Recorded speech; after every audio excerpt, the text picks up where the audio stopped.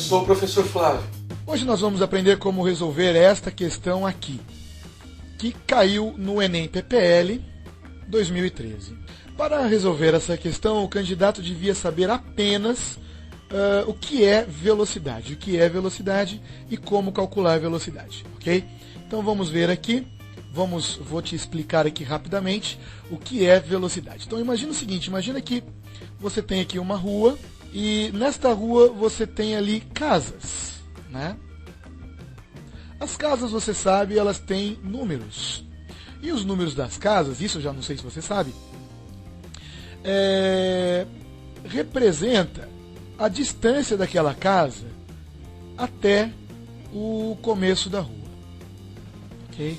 Então vamos supor aqui que a gente tem essas casas, e tem essa casa aqui, número 480, e tem uma pessoa ali que está na casa número, por exemplo, número 300. Tem essa pessoinha aqui, ó. Ela está na casa número 300, nesse momento ela olha no relógio, são 10 horas e 30 minutos, e ela vai andando, normalmente aqui, e chega aqui na casa número 480, às 10 horas e 33 minutos. Aí a pergunta que se faz é a seguinte: qual foi a rapidez com que essa pessoa andou daqui da casa número 300 até a casa número 480? Bom, o que a gente pode fazer para poder saber, calcular a rapidez dessa pessoa, é verificar quantos metros ela andou a cada segundo, né? Quantos metros ela se deslocou a cada segundo. Então, para isso, a gente rapidamente percebe que ela se deslocou 480 menos 300, 180 metros, em um tempo, se ela chegou às 10h33 e saiu às 10h30, então ela demorou 3 minutos, né? 3 minutos, se você multiplicar, cada minuto tem 60 segundos, teremos aqui 180 segundos.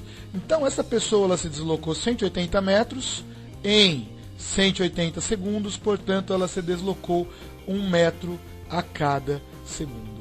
Essa daqui a gente diz que é a velocidade dessa pessoa. Portanto, a gente define velocidade como sendo o deslocamento a cada unidade de tempo. O que é esse ΔS? Esse triângulozinho aqui é uma letra grega chamada delta, e na física ela vai representar diferença, variação, a diferença do S. O que é o S? O S do inglês, né?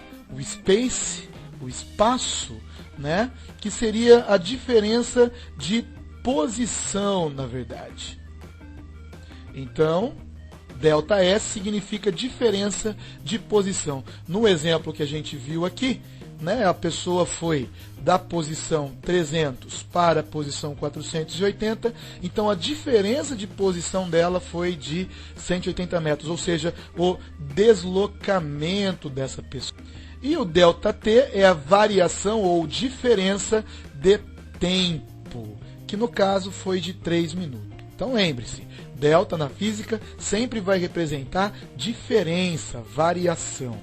Mas agora vamos pensar no seguinte ideia. Imagine que você tenha um carro e esse carro está percorrendo aí num determinado tempo, ele está se movendo com uma certa velocidade, vamos colocar aqui 90 km a cada hora, e depois de um certo tempo ele vai percorrer, avançar aí uma certa distância. Se ele ficar andando, por exemplo, durante 1 hora, se ele permanecer com essa velocidade durante 1 hora, obviamente o seu deslocamento será de 90 km, claro, né? Porque ele anda, né, a velocidade dele é 90 km por hora. Isso significa que a cada hora que passar no relógio, ele vai se deslocar numa pista, numa rua, longa o suficiente, né, ele vai se deslocar 90 km.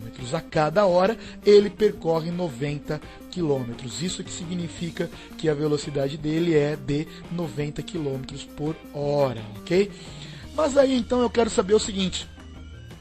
Vamos supor que eu não vou observá-lo durante uma hora. Eu vou observá-lo apenas durante alguns segundos. E eu quero saber, durante um segundo, se o tempo for de um segundo, quantos metros ele vai percorrer.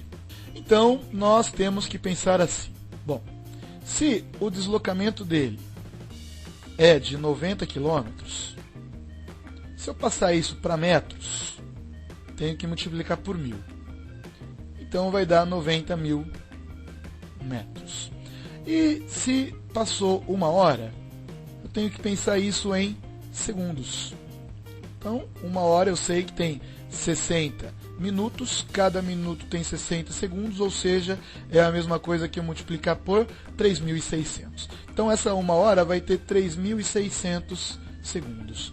Puxa vida, se ele percorre, então, 90.000 metros em 3.600 segundos, se eu fizer essa divisão aqui, eu vou obter que ele percorre aí 25 metros a cada segundo, certo? Então, em um segundo, ele vai percorrer 25 metros. Se ele mantiver essa rapidez durante uma hora, ele vai percorrer lá os 90 quilômetros, ok? Ou seja, então a gente pode dizer o seguinte, esse carro ele percorre 25 metros em um segundo nessa rapidez.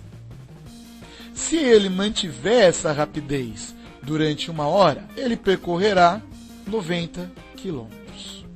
Então a gente pode dizer o seguinte, olha só, 90 quilômetros por hora é a mesma rapidez, equivale, né, é a mesma coisa que dizer 25 metros a cada segundo. Mas que conta que a gente fez para passar de 90 km por hora para 25 metros por segundo? Vamos relembrar. Nós multiplicamos por 1000 e depois dividimos por 3.600, obtendo aí os 25 metros por segundo. Ou seja, nós multiplicamos por 1000, dividimos por 3.600, dá na mesma que multiplicar. Se você dividir em cima e embaixo por 1000, simplificando aqui essa fração, né, obtendo uma fração equivalente, multiplicar por 1000 e dividir por 3.600 é a mesma coisa que multiplicar por 1 sobre 3,6, ou seja, é a mesma coisa que dividir por 3,6. Pronto, encontramos uma regra aí, uma regra geral. Para transformar de quilômetros por hora para metros por segundo, nós dividimos por 3,6. Para ir de metros por segundo para quilômetros por hora, nós multiplicamos por 3,6. Entendido? Pronto. Agora a gente já tem o material suficiente para poder resolver aquela questãozinha lá do Enem. Vamos voltar a ela? Está aqui a questão. Vamos ler. Antes das lombadas eletrônicas, eram pintadas faixas nas ruas para controle de velocidade dos automóveis. A velocidade era estimada com o uso de binóculos e cronômetros. O policial utilizava a relação entre distância percorrida e o tempo gasto. Opa, que relação é essa daqui? É aquela que nós acabamos de ver. A relação entre distância percorrida e tempo gasto é a velocidade. Então ele usava essa relação para determinar a velocidade de um veículo.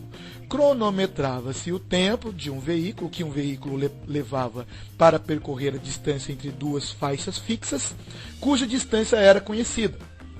A lombada eletrônica é um sistema muito preciso porque a tecnologia elimina erros do operador. A distância entre os sensores é 2 metros a lei. Ele já deu então um deslocamento, 2 metros. O tempo mínimo em segundos que o motorista deve gastar para passar pela lombada eletrônica, cujo limite é de 40 km por hora. Então aqui ele deu o quê? A velocidade, 40 km por hora. Né? Opa, mas espera aí, nós temos aqui quilômetros e aqui nós temos metros, né? O que vamos ter que fazer aqui com essa velocidade? A gente vai ter que transformá-la para metros por segundo, ok? Então nós teremos aqui, para passar de km por hora, lembre da regra que a gente acabou de ver, divide-se por 3,6, nós teremos então aqui 40 sobre 3,6. Vou deixar para fazer essa continha aqui logo mais, ok? Metros por segundo. E ele quer saber o que então? Ele quer saber o tempo, olha lá, o tempo mínimo é de... Qual é o tempo, né? Então essas alternativas aqui se referem ao tempo. Queremos saber o intervalo de tempo que esse carro vai demorar para passar entre esses dois sensores, né? A relação que nós temos é aquela ali em cima, então ficará assim a nossa conta, olha só. A velocidade é 40 sobre 3,6, o ΔS são 2 metros, o tempo eu quero saber. Olha aí, virou uma espécie de uma regra de 3, né? Eu posso multiplicar isso aqui em cruz, teremos 40 ΔT é igual 2 vezes 3,6 é 7,2. Passo esse 40 dividindo, teremos então 7,2 dividido por 40. Fazendo a conta lá, né? Rapidamente, você tem que estar afiado para o Enem nas continhas de dividir, de multiplicar, vai dar isso aqui exatamente 0,18 segundo. Ok? Por que eu sei que é segundo? Porque eu transformei, né? Eu transformei para metros por segundo. Então o nosso tempo dará um valor em segundos, portanto teremos aqui a alternativa correta da questão 0,18 segundo, ok? Essa é a resposta do nosso problema. Então é isso, eu espero que tenham aprendido e gostado. No próximo vídeo falaremos sobre aceleração. Obrigado!